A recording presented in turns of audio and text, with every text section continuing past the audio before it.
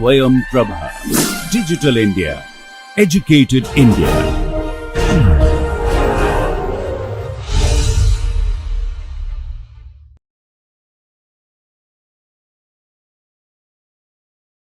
Welcome to the subject Advanced Digital Image Processing and Computer Vision.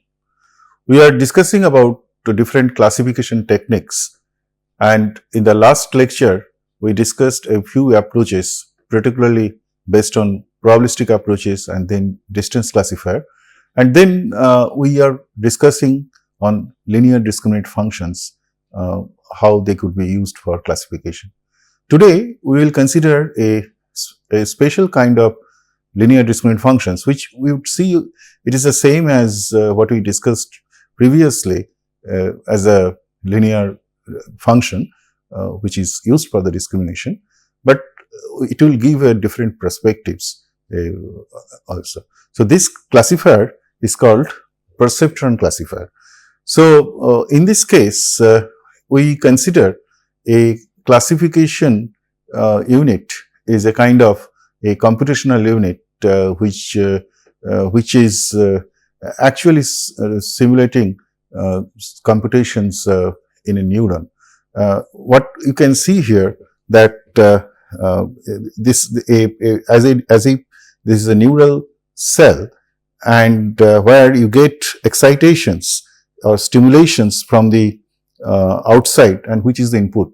So this input vector, each component is acting like a stimulation, and then those stimulations, they are weighted, and then you get Wixi. So weighted sum of this input, and then there is a term, constant term bias. So this function is as good as what we discussed a linear discriminant functions earlier, and in our diagram you might have noticed that this W naught is the weight to a fixed input stimulation of unit unit strength or 1.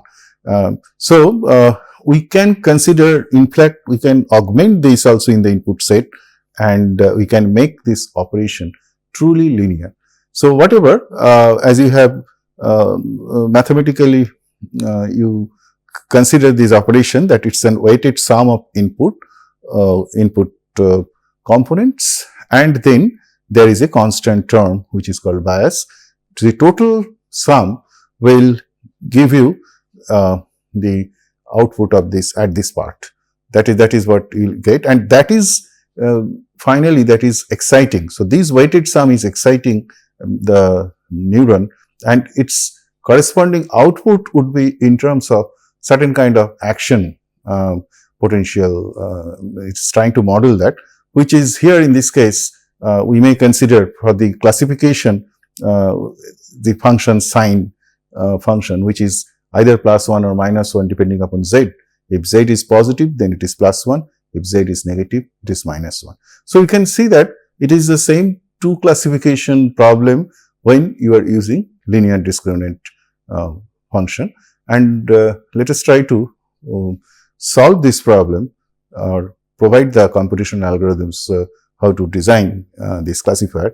Designing this classifier in this case means, or designing this perceptron is to get the appropriate weights, so that for a given set of inputs and output, that the training set, you can maximally corroborate them. So based on certain error function you can do that. So let us continue our discussion. So as I was just mentioning that if we can consider the bias term as an augmentation of an input unit strength like this one, so it could be represented as a column vector. The whole input could be represented as a column vector. As you can see that n-dimensional vector is there, and there is an n+1th dimension which is added where the value is unity. This is also known as homogeneous coordinate representation of a space. And then the advantage is that in this case we can simply consider it's a linear operations, because the weight vector also there also you have n plus 1 weight vectors as a n plus 1 column vector, n plus 1 dimensional column vectors. So simply multiplication of w and x. So each vector we can consider, so you can say multiplication means it has to be row converted into a row transformation. So we can consider that w transpose x, that is what will give you z. In fact, that is what is also shown here. And then as before, this unit, this is called the nonlinear function, which is transforming this value into an output value, and this is an intermediate value. So your problem here is that given the labeled data set, which means for each training sample you have its corresponding class level, and as you understand that in this training sample the specification is still n-dimensional feature vector, but you can always augment it by 1 and to make it an n plus 1 dimensional feature vector. And then you have to compute an optimum w, which is also of n plus 1 dimensional element vector, and minimizing the classification error. Now let us try to understand how this expression w transpose x could be interpreted. Now if I consider w transpose x equals 0, it will define a hyperplane in an n plus 1 dimensional space, as I mentioned, and all the points in that hyperplane which is satisfying this, all the points lying on this hyperplane should satisfy this equation. And the normal, so geometric interpretation is that there is a direction which is called normal to the hyperplane, so that any straight line into that hyperplane will be always orthogonal to this normal. So this is called the normal. So this w is interpreted as the normal to that hyperplane, and this hyperplane, since it is w transpose x equals 0, it will always pass through the origin of the n plus 1 dimensional space. So you should note here that this x we are always considering it's an augmented input vector. So n plus 1th dimension is equated to 1, but in general the whole space we can consider, and this hyperplane can be considered as is passing through this point, I mean all these points through this space. Now the thing is that this hyperplane actually divides this space into two hubs. So in the one hub it is positive, it is in the direction of w, because if I consider any other vector, any other feature vector, actually you can, so feature vector which can be represented by a vector, and you see that this is simply the dot product of these two vectors. And since the angle here, cosine angle, which is, or the angle here which is less than 180 degree, so this dot product will be always greater than positive. So in this side it will be positive, whereas in this side if I take any vector in this side, this will be, this angle will be more than 180 degree, so this will be negative. So if I consider the training data set, now ideally what we would like to see that we should get such an hyperplane so that all the data, labeled data which are positive samples, so all these positive samples should lie in this hub, and all the negative samples should lie in this hub. So that is a kind of geometric interpretation. So you want to get an hyperplane which will which is defined by this equation w transpose x equals 0 passing through the origin, which will divide the space into two hubs, so that positive examples lie in its one hub, and incidentally that will be in the direction of the corresponding vector w, which is the normal to that hyperplane, and all other samples, all the negative samples should be in the other hub.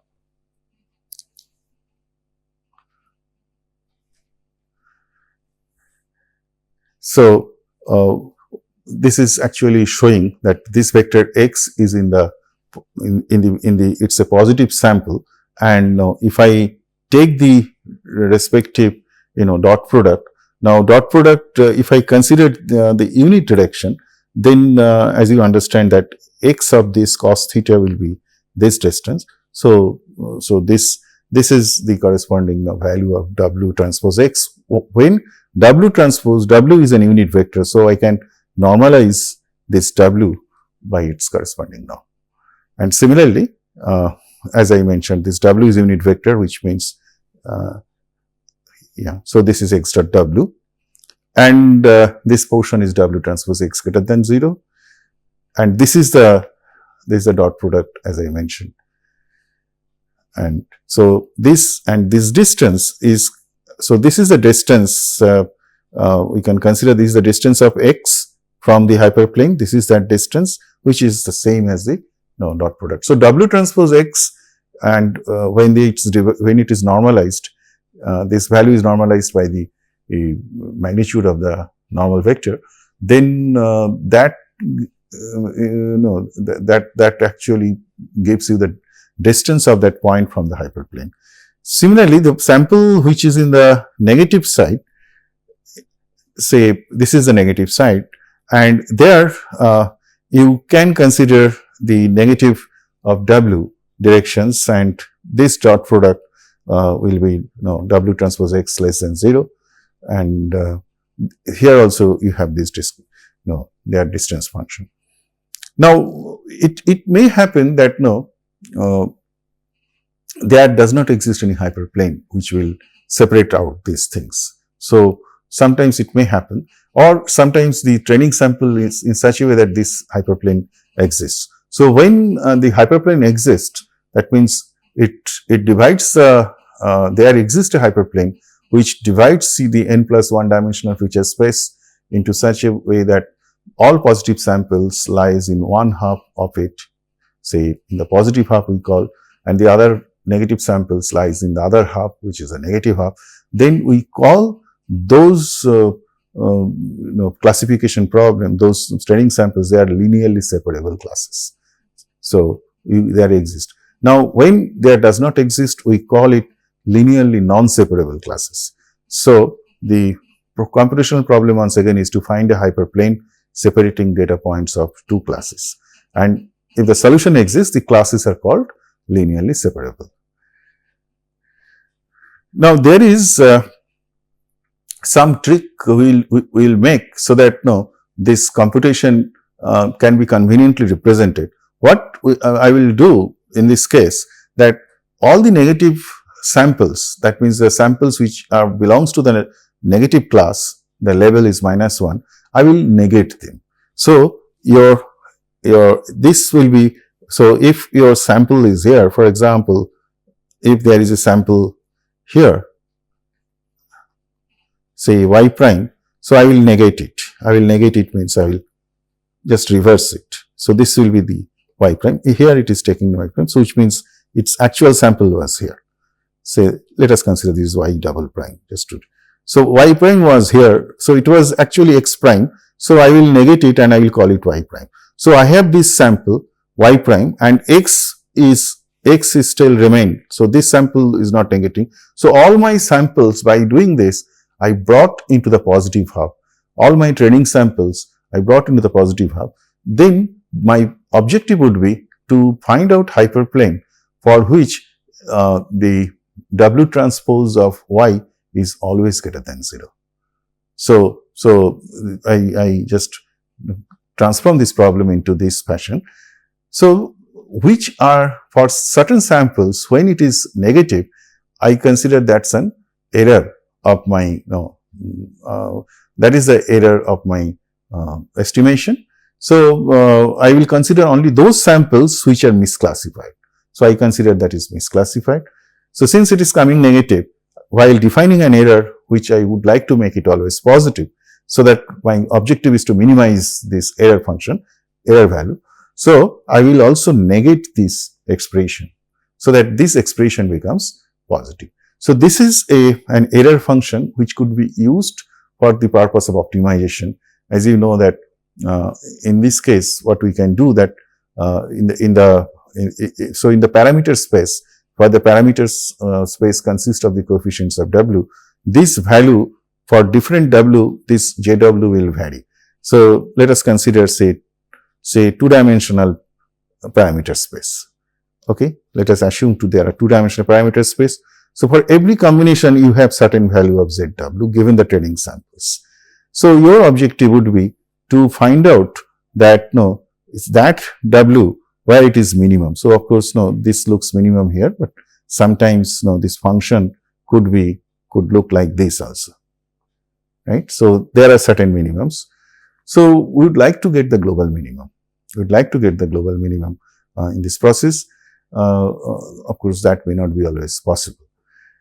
So we have to find out certain computational technique by which in this parameter space we can move and we can come to this minimum.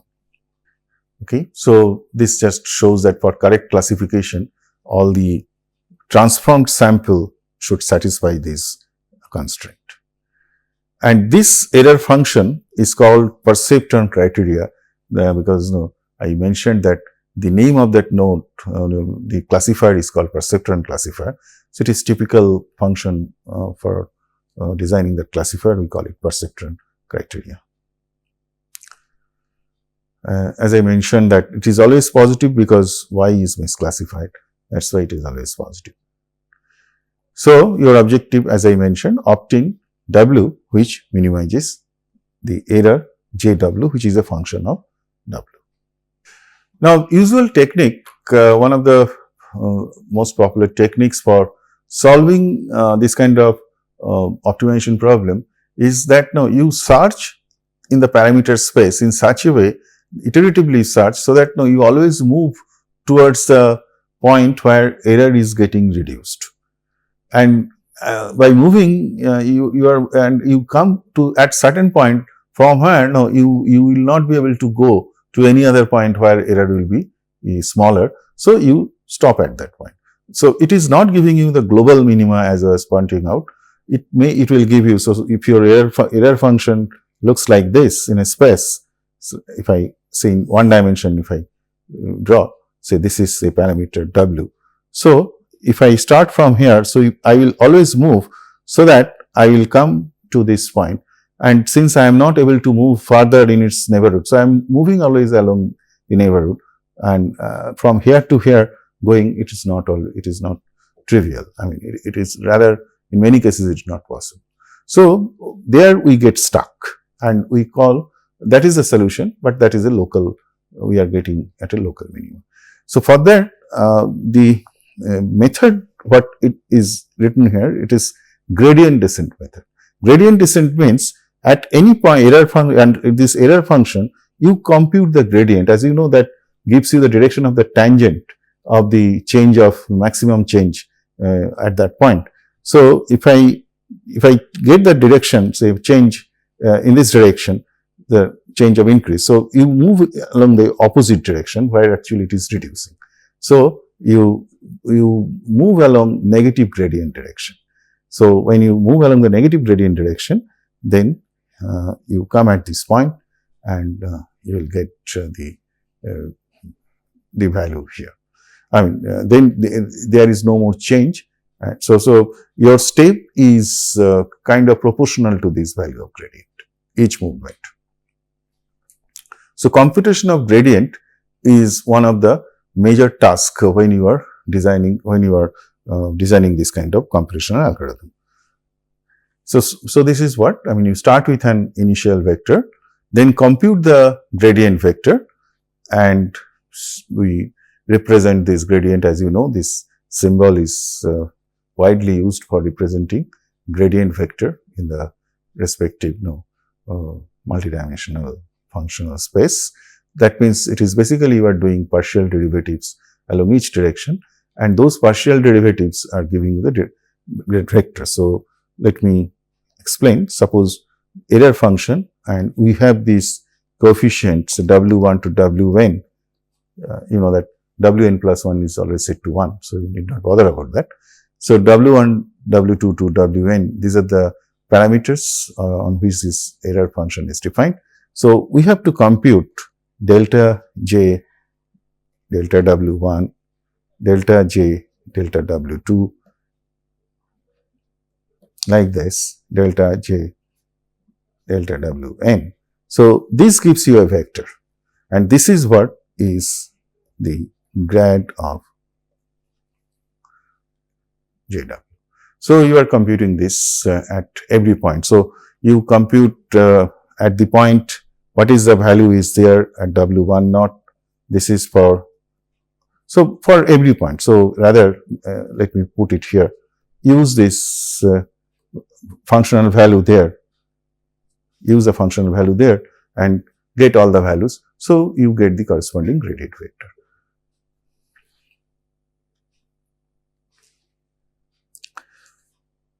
And now you update your position of w.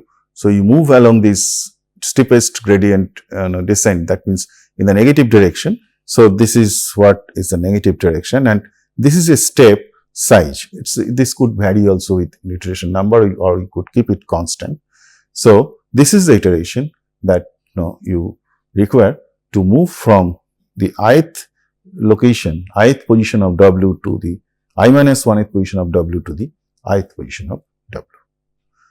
And this is the positive scale factor, or we also call it as learning rate, because as you can see that what you are learning actually this weight vector.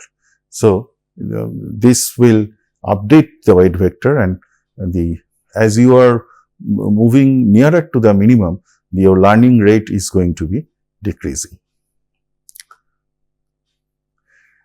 So this is the iterative gradient descent optimization method, and if I perform the gradient operation here, we can see that since this w is here in the coefficient, so you can use the respective linear algebra, and this is equivalent. If I take all the gradient vector, it will be actually you get here minus y itself. From here, if I take w, so minus y itself will give you the corresponding gradient. So sum of minus y will be, where y is misclassified, will be the gradient value. So this could be represented by, as you can see, this minus and this minus gets absorbed. So this is basically wi minus 1 plus eta I into sum of y misclassified sample. And accordingly, you update w and you continue this step. You continue this step till w converges. As I mentioned, it may not be always constant. Now, there could be other forms of error function. This is one form of error function. Say, you can consider instead of taking the negative of w transpose y, you may consider just square of that magnitude. So that would be also always positive, square of that magnitude. In fact, that makes your error function smoother, and your gradient descent becomes smoother. So in JPW, which was previous case, it was not continuous, but this makes your function continuous, so your movement becomes smoother. That is the advantage you have, very smooth in the boundary, but problem is that it may get stuck there at that point. So value is dominated by, in this case, as you can see that since it is sum of y misclassified, so when you have a y of larger magnitude, which means long y, which means of high magnitude, those are dominating, and the smaller values are having less impact, but still those directions are important. The directions are also important. So what we do, instead of updating with this absolute value of y, why don't you update only using the normalized value of y?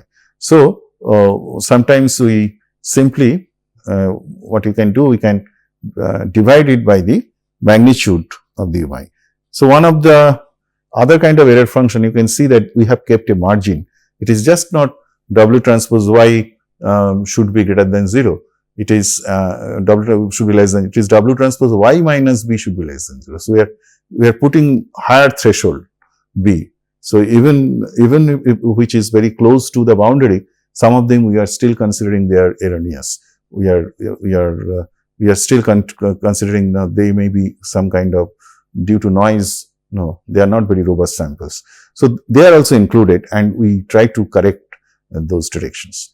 So this is the condition. Instead of W transpose Y less than 0, we consider W transpose Y less than equals B, or W transpose Y minus B less than equals 0. And as I said, to account for long Y, we divide it by the square of the norm of that vector. And we also note that we have multiplied by this factor 1 by 2. This is just for the convenience of computation, because if I perform the grad operation, so if I do the grad operation here, that means the gradient operation, you know that once again it would be the same, like this is x square. So first it will be 2 W transpose Y, and then the W transpose will be there, so then it is Y. So this is what is a gradient operation. So this 2 and this half would get cancelled. So if I do it here, it is basically 2 into W transpose Y minus B into Y. So it gives stronger linear separability. So gradient computations, as you can see, as I have shown here, Y into W transpose Y minus B, and this 2 and this half. So into this 2 and half get cancelled. Of course, I am taking the gradient value here, so which is coming here. And then the 2 would be here, and there would be half, which will get cancelled. So this we are just explaining again with the diagram, the implication of having the moving the margin more away from the origin towards the positive side by putting it as W transpose X equals B, where B is positive, as you can see. And this distance then, and like that, it would be B by the unit vector W. So there is another kind of discriminant classifier, which is called linear support vector machines, and where this B is taken as 1, and the problem is that we want to minimize then this error of the plane, the error between these two plane of separation. As you understand that all of them have been converted to positive, but effectively this Y prime, effectively this sample is in this side X prime. So the separation, plane of separation, it would be twice B by W, which is just at the boundary. So we would like to minimize that. We would like to minimize W square by 2, this norm, subject to W transpose Y greater than equal to 1 for all Y. Now this is what is the optimization problem for the linear support vector machine. In this case, I am not going to discuss further on this part. Now, regarding once again the algorithms of designing the perceptron classifier or the linear discriminant functions, or getting those weights, we considered the algorithm what we have discussed, that is called batch relaxation algorithm with margin, because B is the margin. Batch relaxation because the whole training samples are considered, are checked, and whoever samples, those samples which are misclassified, you are basically taking sum of individual errors from each of them, and then you are updating the weight. So that is a batch relaxation procedure. So this is what you are doing. Now, instead of that, what you can do, you can immediately update. So whenever you find a sample is misclassified, data is misclassified, you update with respect to the gradient contribution of that sample. So there we can just simply do single sample relaxation, and you go on doing it at every iteration, and when it converges, then you stop. So this was about the perceptron classifier. Now, as I mentioned, this perceptron classifier, it gives a new perspective, and the perspective of a neuron. I mentioned this term earlier itself. So this we are going to discuss a bit more here. And because there in the previous case, we have considered a nonlinear function, and which was a sine or signum function. That means, as you can see in this function, if z is greater than 0, then this value is positive, and z is less than 0, then this value is positive, means plus 1 and minus 1. That is the functional value. But it need not be a sine function, it could be other form of nonlinear functions, an appropriate form. So some of these nonlinear functions could be that it could be a sigmoid function or logistic function, whose functional form is shown here, and the corresponding curve is shown, which shows that the value varies from 0 to 1. So this is how the value is varying, and as z tends to minus infinity, so this value is going to be 0, and as z tends to infinity, this value is going to be 1. So this is how this function is defined, and instead of minus 1 to 1 transition, we consider 0 to 1 transition. The advantage of this function is that it is continuous at every point. So the differentiability of this nonlinear function is better here, because now we can take this problem in a more general framework instead of only considering functional output as plus 1 and minus 1, which geometric interpretations we have given as positive side and negative side. But we may consider it's a problem of regression problem where given the training samples, you get different values, and we try to match them. We try to model so that given this input, you try to get the same value or specified value, whatever is there in the training sample. But the model remains the same. So that means weighted sum of the input or input from the neural side, these are the excitations, plus there is a bias term, and that would give you the some total stimulation to this cell, to this neuron, and then the activation, the cell gets activated and corresponding output gets propagated around the outside of the cell. So we call actually these are as you can see that a network of perceptrons. So this is the kind of model that we can consider. From here, once again, you can this output can be carried to the input to the different other neurons. So we call it as a node or as a neuron node. So network of perceptrons provides a powerful model describing inputs and output relations, and this network is called the neural network. So next we are going to discuss the classification problem using a neural network. So let us once again look at the architecture of the artificial neural network, one of the most popular architecture, I should say, for building a model for classification. So as I was mentioning that it's a network of perceptrons. So these are all perceptron nodes. These are all perceptron nodes, and you see that this is the input, and from there, for each input, each perceptron node is activated from inputs. Of course, the weight could be different. Like you have a different kinds of weights. This activation is multiplied by certain weights, and those weights are not the same. Again, from this output of this neuron, it acts like a stimulation for the next stage of set of neurons.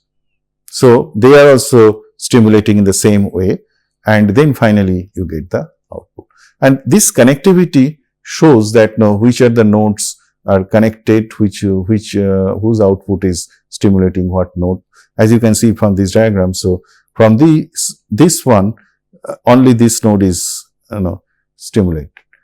This one is only stimulating this node, but this node is stimulating all this, all the two neurons. Finally, the output at the end, the neurons at the output layer, we call it, this is an input layer neuron, and this is the output layer. So in the output layer, you get whatever outputs you are getting. Now, these are the considered output vectors. So input is also a vector and output is also a vector. So that is what. And if we have a single neuron, then we can call output is a scalar. So this is a kind of model that we'll be discussing, and we call this kind of model is artificial neural network. So one of the type of neural network which we will be discussing here is called feed-forward network. Feed-forward network means there is no feedback, there is no loop in the network. So you can see already that the structure what I discussed earlier also in the previous slide, that was a feed-forward network. For example, if I connect this node to this node, then it does not remain as a feed-forward network because there is a feedback, there is a loop. So this should not be there. This should not be there. And if we would like to have a feed-forward network. Then the other term we'll be using is called multi-layered feed-forward network. So you can see that there is a layer here.